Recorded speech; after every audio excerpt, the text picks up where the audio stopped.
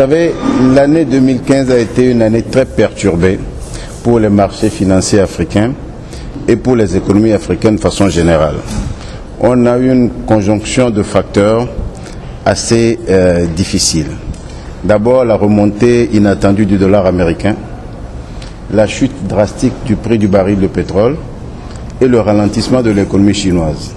Évidemment, ces facteurs-là ont agi sur les économies africaines et particulièrement les pays qui ont les grandes bourses comme l'Afrique du Sud, le Kenya, le Nigeria, l'Égypte, etc.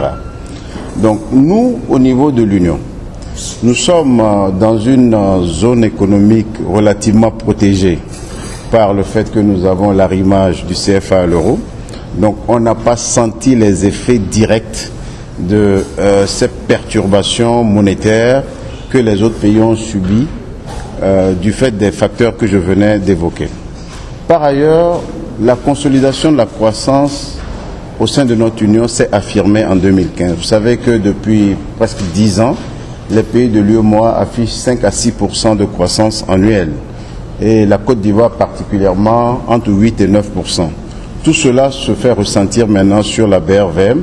Donc les investisseurs ont eu confiance à la BRVM parce que leur épargne a trouvé une certaine rentabilité, mais une certaine protection monétaire aussi, parce que évidemment ces investisseurs, surtout en ce qui concerne les investisseurs internationaux, ne subissent pas de risque de change en investissant à la BRVM. Donc c'est ce qui explique notre performance de 2015. Évidemment, il y a tout, je dirais, toute la campagne de promotion, de développement que nous sommes en train de mener, les actions aussi que nous avons menées au niveau interne pour accroître la visibilité de la BRVM.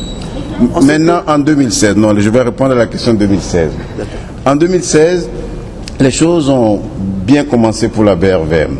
Parce que les conséquences de ces facteurs que je venais d'évoquer continuent de se faire ressentir dans certains pays. Mais nous, évidemment, la croissance économique qui est en cours depuis quelques années s'affirme davantage. Et les investisseurs viennent vers la BRVM justement pour placer leur épargne. Nous avons déjà en 2 mois atteint le tiers des valeurs de transaction de toute l'année dernière. Nos indices sont encore dans le vert, comparés à d'autres pays africains qui sont dans le rouge.